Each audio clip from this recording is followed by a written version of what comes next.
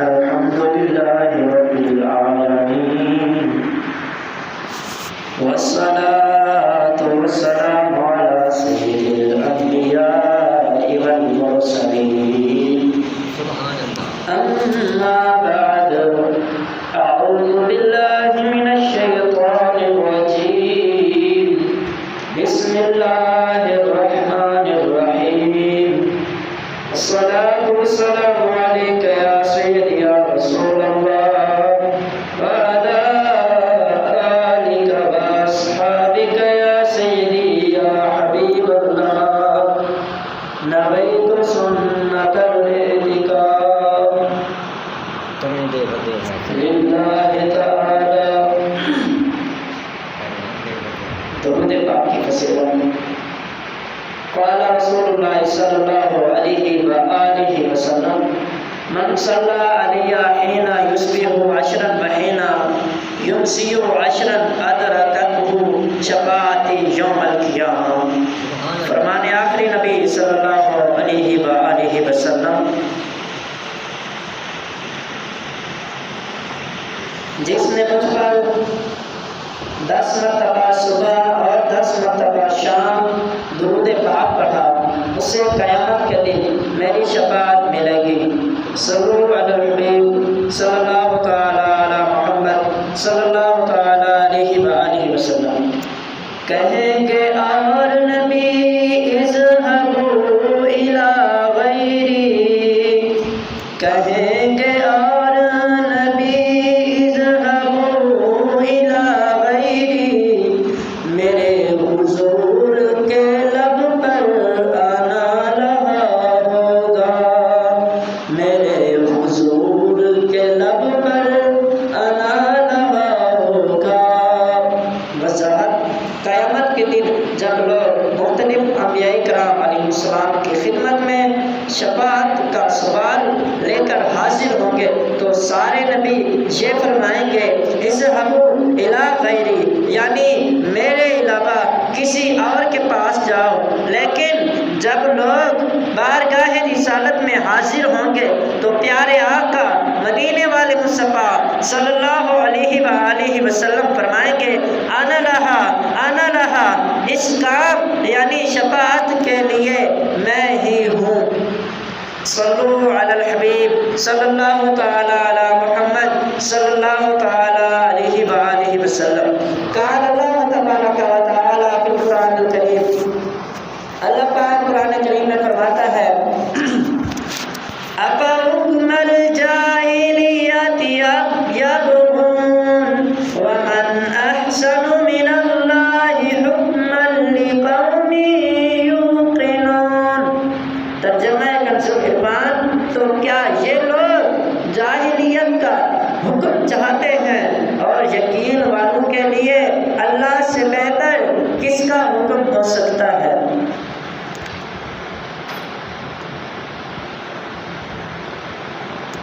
پیارے سمندریوں، 61 ہجری کا واقعہ ہے. یزید بدبخت تخت سلطنت پر قابض ہوا. اس نے امام علی مقام امام حسین رضی اللہ عنہ سے بیعت کا مطالبہ کیا. آپ نے بیعت نہ کی اور مدینہ چھوڑ کر مکہ تشریف لے گئے. عبداللہ بن سلیم آسدی کہتے ہیں ہم لوگ حج کرنے کے لیے کوفہ سے مکہ حاضر ہوئے. چاشت کا وقت تھا. میں نے دیکھا امام علی مقام امام حسین رضی اللہ عنہ اور حضرت عبداللہ بن زبیر رضی اللہ عنہما نے عرض کیا اے امام آپ یہیں رہیے، ہم آپ کی بیعت کریں گے. امام علی مقام نے فرمایا میرے والد محترم مولا علی شیر خدا رضی اللہ عنہ نے مجھے حدیث سنائی تھی کہ ایک میڈا ہوگا جو کعبے کی حرمت کو پامال کرے گا، اسے یہاں قتل کر دیا جائے گا. میں یہاں رہ کر وہ میڈھا نہیں بننا چاہتا. مطلب یہ تھا کہ میری شہادت تو طے ہے، یہاں مکے میں رہوں گا تب بھی شہید تو ہونا ہی ہے. نقصان یہ ہوگا کہ یزید بدبخت میری دشمنی میں مکے کی بے حرمتی کرے گا، لہٰذا مجھے جانا ہی ہوگا. اس کے بعد یہ دونوں دیر تک ایسے یہاں تک کہ ظہر کا وقت قریب آ گیا۔ اس کے بعد امام علی مقام نے طواف کیا، صفا مروہ کی سعی فرمائی، بال کٹوائے، عمرہ مکمل فرمایا، پھر کوفے کا سفر شروع فرما دیا۔ روایات میں ہے فرزدق جو عرب کا مشہور شاعر تھا، راستے میں اس کی امام علی مقام رضی اللہ عنہ سے ملاقات ہوئی۔ امام علی مقام رضی اللہ عنہ نے پوچھا کوفے میں لوگوں کی کیا صورت حال ہے؟ فرزدق بولا لوگوں کے دل آپ کے ساتھ ہیں مگر تلواریں یزید کے ساتھ ہیں، آسمان سے فیصلے اتر چکے ہیں، ہونا وہی ہے جو اللہ پاک چاہے گا۔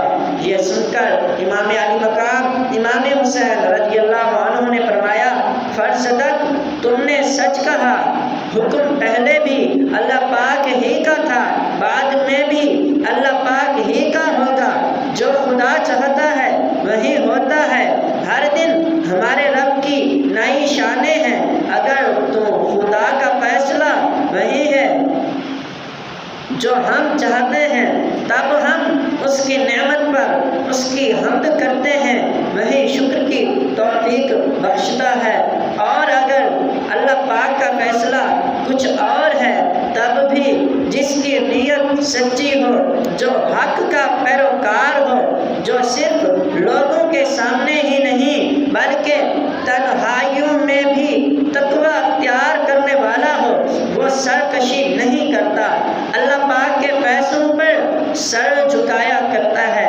یہ فرما کر امام علی مقام کوفے کی طرف روانہ ہو گئے۔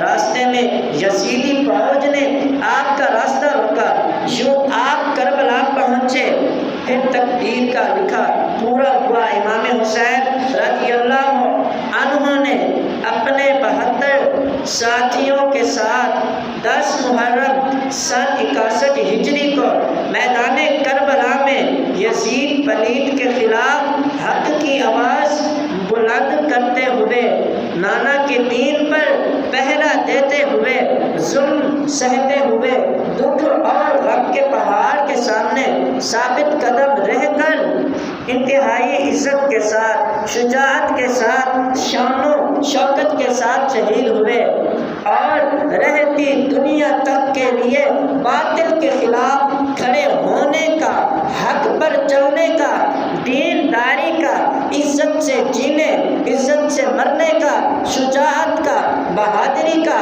استقامت کا اور صبر و رضا کا سبق دے گئے۔ صلو علی الحبیب صلی اللہ تعالی علی محمد صلی اللہ تعالی علیہ وسلم۔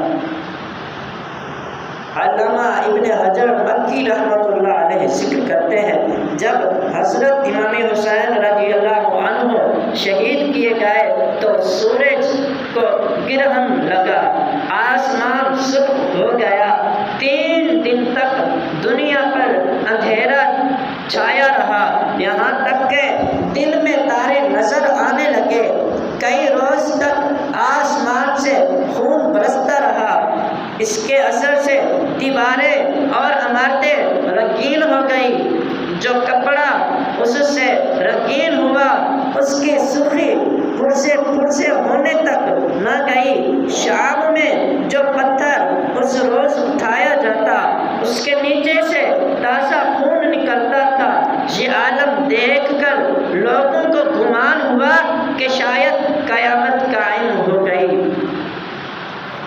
ہزاروں میں 72 تن تھے تسلیم و رضا والے، حقیقت میں خدا ان کا تھا اور یہ تھے خدا والے۔ کسی نے جب وطن پوچھا تو حضرت نے یہ فرمایا، مدینے والے کہلاتے تھے اب ہے کربلا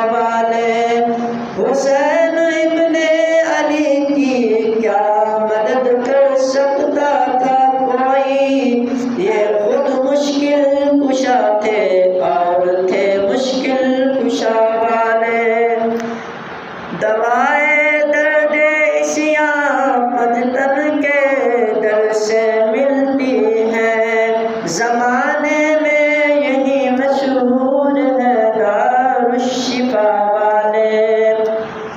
اہل کربلا رضا کے طلبگار تھے۔ پیارے اسلام بھائیوں، کربلا ایک حقیقت ہے، ایک دردناک سانحہ، صبر، استقامت، برداشت، جان نثاری، رضائے مولا پر راضی رہنے اور حق پر ثابت قدمی کی زبردست داستان ہے۔ عارف کریم شریف میاں محمد بخش رحمۃ اللہ علیہ لکھتے ہیں، خودی قوت زور نہ لایا، بیٹھے من رضائی، پانی باج پیاسے چلے، دین امید سائی۔ وضاحت یعنی امام علی مقام امام حسین رضی اللہ عنہ ان کے نواسے ہیں جو آسمان کی طرف رخ فرمائیں تو رب قبلہ بدل دیتا ہے۔ آپ چاہتے تو میدان کربلا میں کیا کچھ نہ ہو سکتا تھا، چاہتے تو یزیدی راکھ کا ڈھیر بن جاتے، مگر آپ نے طاقت ہوتے ہوئے بھی زور نہ لگایا۔ کیوں؟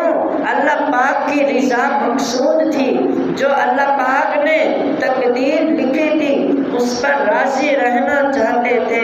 حالانکہ آپ دین و دنیا کے سردار ہیں، پھر بھی پیاس برداشت کرتے کرتے دنیا سے رخصت ہو گئے۔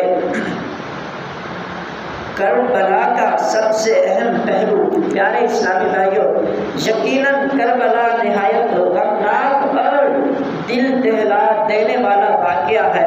کربلا کی داستان میں اپنوں کی وفائیں بھی ہیں، یزیدیوں کی جفائیں بھی ہیں۔ کربلا میں صبر کی بھی انتہا ہے اور یزیدیوں کی جانب سے ظلم کی بھی انتہا ہے۔ اس میں ہمارے لیے بہت سارے سبق موجود ہیں، مگر ہم یہ کہہ سکتے ہیں کہ کربلا کو جس چیز نے کربلا بنایا ہے، یعنی اس سانحہ کو جس شے نے اہمیت دی ہے، وہ امام علی مقام رضی اللہ عنہ کا یزید کے خلاف موقف تھا۔ آج یہ بات سمجھنے کی ضرورت ہے، امام علی مقام نے فرات کے کنارے پر ہوتے ہوئے پیاس بھی برداشت کی، یزیدیوں کی جفائیں بھی دیکھی، بدبخت یزیدیوں کے گستاخانے جملے بھی سنے، حضرت علی اکبر سے لے کر حضرت علی اصغر رضی اللہ عنہما تک اپنے شہزادے بھی قربان کیے، اپنے بھائیوں کے خون سے لت پت لاشیں بھی ہاتھوں سے اٹھائے، اپنے جان نثاروں کی قربانیاں بھی دیکھی، حضرت عباس رضی اللہ عنہ کے کٹے ہوئے بازو بھی ملاحظہ فرمائے۔ غرض وہ کون سا دکھ تھا، وہ کون سا غم تھا جو کربلا کے میدان میں امام علی مقام رضی اللہ عنہ کے دل پر نہیں گزرا ہوگا۔ سب ظلم برداشت کیے، سب دکھ دل پر سہ گئے۔ سوال یہ ہے کہ یہ سب کچھ آخر کیوں کیا جا رہا تھا؟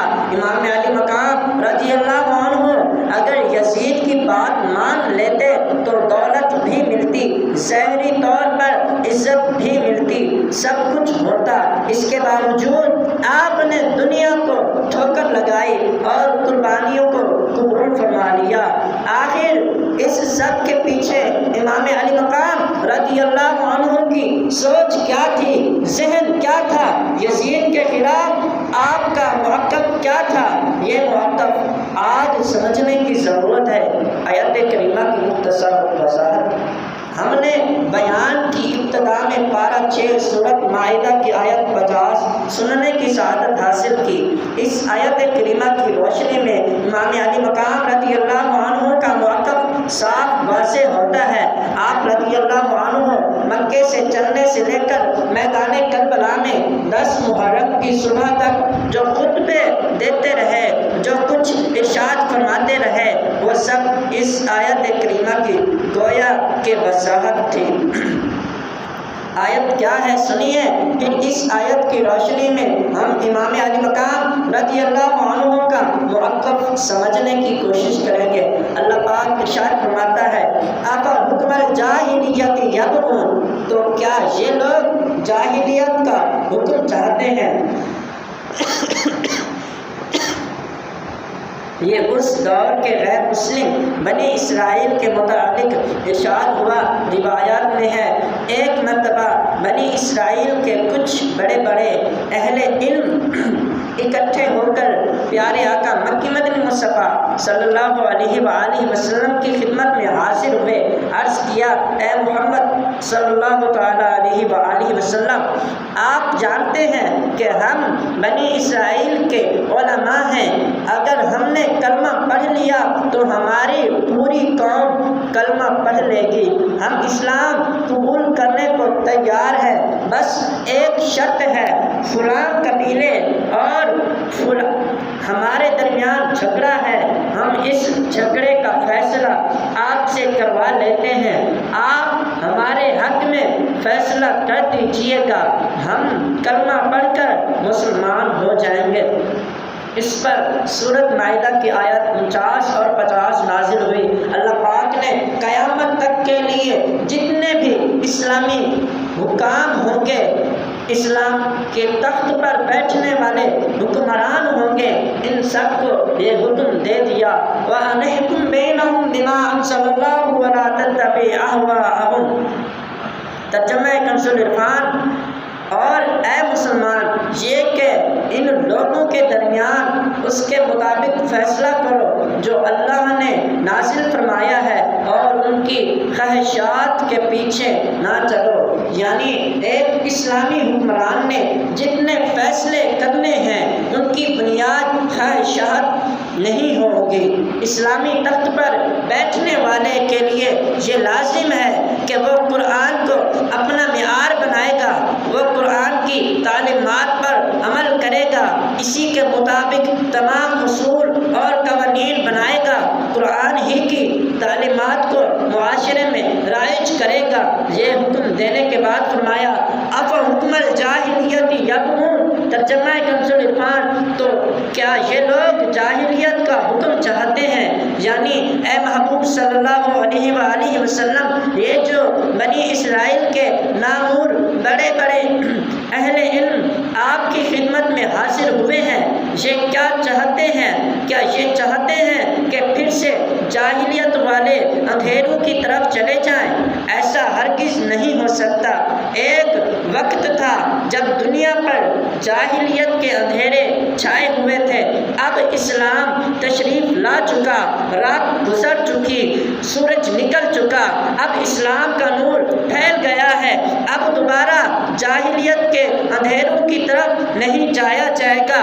اب جو دستور نافذ ہوگا، اب جو قانون بنے گا، جو بھی فیصلے کیے جائیں گے، ان کی بنیاد اسلام کے نور پر، قرآن کی تعلیمات پر رکھی جائے گی، جاہلیت کے رسم و رواج پر نہیں رکھی جائیں گی۔ پھر فرمایا وَمَنْ أَحْسَنُ مِنَ اللَّهِ حُكْمًا لِقَوْمٍ يُوقِنُونَ، ترجمہ کنز العرفان، اور یقین والوں کے لیے اللہ سے بہتر کس کا حکم ہو سکتا ہے۔ پیارے اسلام بھائیوں، دیکھیے اس آیت کریمہ میں کتنی خوبصورتی کے ساتھ ایک اسلامی حکمران کی بنیادی ذمہ داری کو بیان کیا گیا۔ یہ فرما دیا گیا کہ کوئی بھی اسلامی حکمران سلطنت کے تمام فیصلے اپنی خواہش پر نہیں، رسم و رواج پر نہیں، بلکہ اللہ پاک کے پاکیزہ کلام قرآن کریم کی روشنی میں کر سکتا ہے۔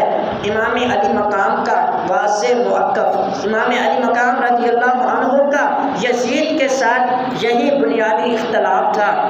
یزید تخت اسلامی پر بیٹھا تھا، اس نے قبضہ جمایا تھا، مگر وہ خود فاسق تھا، بے نمازی تھا، شرابی تھا، بدکار اور بد کردار تھا، رحمان کی اطاعت چھوڑ کر شیطان کی پیروی کرنے والا تھا، فساد پھیلانے والا تھا، اللہ پاک کے احکام کو پامال کرنے والا تھا، اللہ پاک کی حلال کی ہوئی چیزوں کو حرام اور حرام کی ہوئی چیزوں کو حلال ٹھہراتا تھا، سنت کو بدلنے والا، خلاف سنت کاموں کو رواج دینے والا تھا۔ یہ بدبخت خود بھی سنت مصطفیٰ کی پیروی نہیں کرتا تھا اور دوسروں کو بھی خلاف سنت کاموں پر ابھارتا تھا۔ اس کے دل کا میلان، اس کی طبیعت کا رجحان اسلام کی طرف نہیں بلکہ نفسانی خواہشات کی طرف تھا۔ وہ اسلام کا نور آ جانے کے بعد پھر سے زمانے کو جاہلیت کے اندھیروں میں دھکیلنا چاہتا تھا۔ یہی امام علی مقام رضی اللہ عنہ کو اس سے اختلاف تھا۔ اسی سبب سے آپ اس کے خلاف کھڑے ہوئے، اسی لیے آپ نے اس کی بیعت نہ کی، اسی لیے آپ کربلا تشریف لائے اور معاشرے کو جاہلیت کے اندھیروں سے بچانے کے لیے اسلامی نور میں بسا ہوا رکھنے کے لیے آپ نے سب ظلم برداشت کیے، بالآخر شہادت کا جام پی گئے۔ امام علی مقام رضی اللہ عنہ کا ایک خط، امام علی مقام رضی اللہ عنہ نے کئی مقامات پر اپنے اس واضح موقف کا اعلان فرمایا۔ ایک مرتبہ آپ نے بصرہ کے کچھ سرداروں کی طرف خط لکھا، اس میں فرمایا انا ادعوکم الی کتاب اللہ و سنتہ نبیہ، اے لوگو میں تمہیں اللہ پاک کی کتاب اور اس کے نبی کی سنت کی طرف بلاتا ہوں۔ فإن السنة قد أميتت وَإِنَّ الْبِدْعَةَ قَدْ أُحْيِيَتْ، بے شک سنت مردہ ہو رہی ہے اور بدعات یعنی جاہلیت والی گمراہیوں کو رواج دیا جا رہا ہے۔ جب امام حسین رضی اللہ عنہ میدان کربلا کی طرف تشریف لے جا رہے تھے، راستے میں ایک مقام پر آپ نے خطبہ دیتے ہوئے فرمایا، اے لوگو، رسول اکرم نور مجسم صلی اللہ علیہ وآلہ وسلم نے فرمایا، بے شک جو ایسے حکمران کو دیکھے جو ظلم کرتا ہو، اللہ پاک کی حرام کردہ چیزوں کو حلال ٹھہراتا ہو، اللہ پاک کا عہد توڑتا ہو، سنت کی مخالفت کرتا ہو، لوگوں میں گناہوں اور ظلم و زیادتی کو رواج دیتا ہو، دیکھنے والا اگر ایسے ظالم کو برے کاموں سے نہ ہاتھ سے روکے نہ زبان سے روکے تو اللہ پاک پر حق ہے کہ اس دیکھنے والے کو اس ظالم کے ساتھ ہی رکھے۔ لوگوں سن لو، بے شک ان یزیدیوں نے شیطان کی اطاعت کو لازم پکڑا، رحمان کی اطاعت کو چھوڑ دیا، لوگوں میں فساد پھیلایا، اللہ پاک کی حدود کو پامال کیا، اللہ پاک کی حرام کی ہوئی چیزوں کو حلال اور حلال کی ہوئی چیزوں کو حرام قرار دیا، اور میں اس بات کا زیادہ حق رکھتا ہوں کہ ایسے ظالم کے سامنے کلمہ حق بلند کروں۔ پیارے اسلامی بھائیوں، یہ تھا امام علی مقام رضی اللہ عنہ کا واضح موقف۔ آپ فرما رہے تھے یزید جاہلیت پھیلا رہا ہے، اسلامی نور کو مٹانا چاہ رہا ہے، شیطانی کاموں کو رواج دینا چاہ رہا ہے، معاشرے کو، امت مسلمہ کو کتاب اللہ سے ہٹا کر جاہلیت کے اندھیروں کی طرف دھکیلنا چاہ رہا ہے، جبکہ قرآن کریم نے ایک اسلامی حکمران کے لیے یہ واضح قانون پر بتایا کہ ایک اسلامی حکمران صرف اور صرف کتاب اللہ کے مطابق فیصلے کر سکتا ہے، اس سے ہٹ نہیں سکتا، لہذا اس کی بیعت نہیں کی جائے گی۔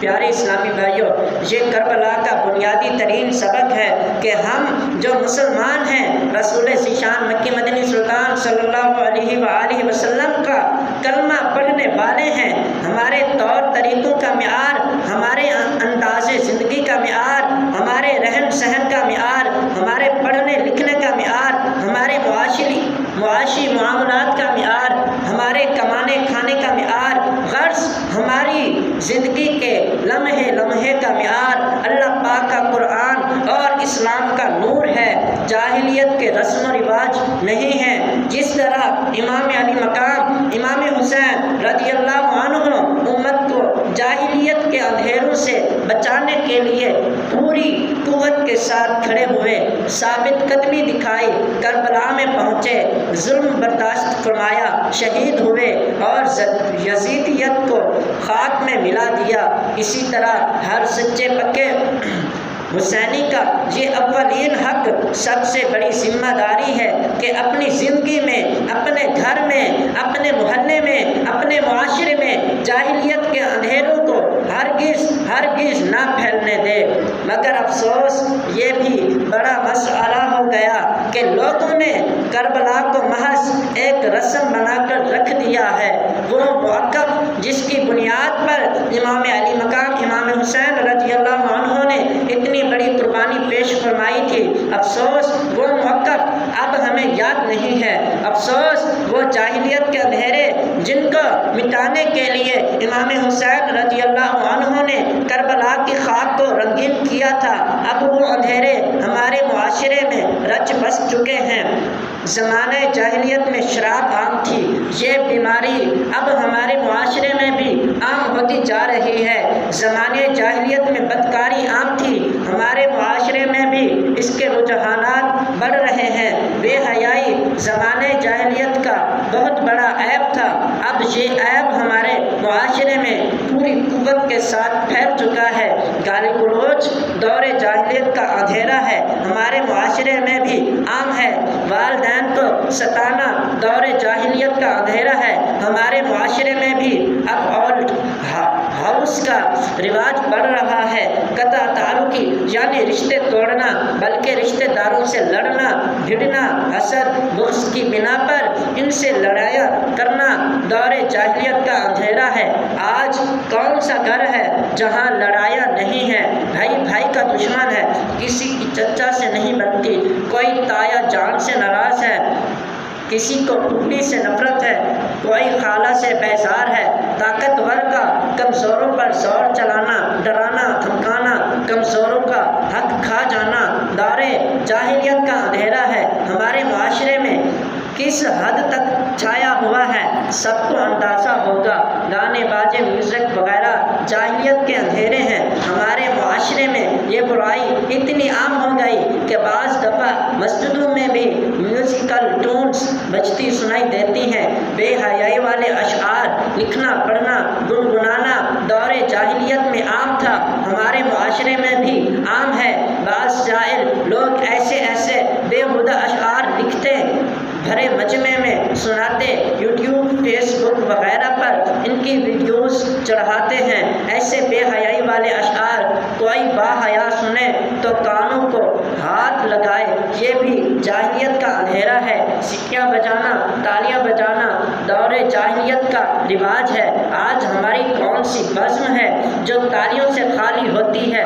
جوا کھیلنا دور جاہلیت والا انداز ہے۔ اللہ پاک کی پناہ، ہمارے ملک میں کتنے جوے کے اڈے ہیں، کتنے لوگوں نے جوے کے چکر میں اپنے گھر برباد کر لیے ہیں۔ نسلی تعصب، اپنے باپ داداؤں پر فخر کرنا دور جاہلیت کا اندھیرا ہے۔ آج کتنے لوگ ہیں جو نسل پرستی کی بنیاد پر فسادات کھڑے کر دیتے ہیں۔ سود دور جاہلیت کی لعنت ہے، آج ہمارے معاشرے میں بھی رائج ہے، بلکہ بڑھتی جا رہی ہے۔ جادو ٹونے کرنا دور جاہلیت کی برائی ہے، آج گھر گھر میں جادو ٹونے کے مسئلے موجود ہیں۔ غرض کہ وہ کون سی برائی ہے جو زمانہ جاہلیت میں ہوتی تھی اور اب ہمارے معاشرے میں نہیں ہو رہی، بلکہ ہمارے ہاں تو ان جاہلانہ رسموں کو ترقی کا نام دیا جاتا ہے، سود کو پرافٹ کہہ کر حلال سمجھ لیا جاتا ہے۔ سودی لین دین کو معیشت کی بہتری کا ذریعہ سمجھے بیٹھے ہیں۔ شراب پینا فیشن بنتا جا رہا ہے، بے حیائی کو جدت کا نام دیا جا رہا ہے۔ اے پیارے اسلامی بھائیوں، گناہوں کے اندھیروں کو ختم کرنے کے لیے امام علی مقام رضی اللہ عنہ کربلا میں تشریف لائے تھے۔ یہ سب برائیاں یزیدیت ہیں، مگر ہم کربلا والے، خود کو حسینی کہنے والے، خوب جوش و خروش کے ساتھ حسینی لنگر پکانے کھانے اور بانٹنے والے ان برائیوں میں مبتلا ہیں۔ امام حسین رضی اللہ عنہ کی یاد منانا اچھی بات ہے، حسینی لنگر پکانا بھی اچھا، کھانا بھی اچھا، بانٹنا بھی ثواب کا کام ہے، مگر عرض یہ ہے کہ امام علی مقام رضی اللہ عنہ کے موقف کو کون اپنائے گا؟ آپ کا وہ مشن جس کے لیے آپ کربلا میں تشریف اس مشن پر کون چلے گا؟ ذرا غور تو فرمائیں۔ جب امام حسین رضی اللہ عنہ یزید کے جس برے کردار سے خوش نہ ہوئے، تو اگر وہی کردار ہمارا بھی ہو، جو عادتیں یزید کی تھی ویسی ہی عادتیں ہماری بھی ہوں، جیسا گندا اخلاق یزید کا تھا ویسا ہی ہمارا بھی ہو، وہی جاہلیت والی برائیاں جو یزید اپنائے ہوئے تھا انہی معاشرے میں رائج کر رہا تھا، ہم بھی انہی برائیوں میں پڑے ہوئے ہوں، تو کیا امام حسین رضی اللہ عنہ ہم سے خوش ہو جائیں گے؟ ہرگز نہیں ہوں گے۔ اس لیے یہ ضروری ہے کہ ہم سچے حسینی بنیں۔ یہ آج کا سبق ہم اپنے ذہنوں میں، دلوں میں پکا کر کے بٹھا لیں کہ ہماری زندگی کا معیار رسمیں نہیں ہے، ہماری زندگی کا معیار غیر مسلموں کی طور طریقے نہیں ہیں، ہماری زندگی کا معیار معاشرے کے رویے نہیں ہیں، بلکہ ایک مسلمان کی زندگی کا معیار رب کا قرآن ہے، اسلام کا نور ہے۔ ارشاد ہوا افحکم الجاہلیت یبغون ومن احسن من اللہ حکما لقوم یوقنون، تو کیا یہ لوگ جاہلیت کا حکم چاہتے ہیں اور یقین والوں کے لیے اللہ سے بہتر کس کا حکم ہو سکتا ہے؟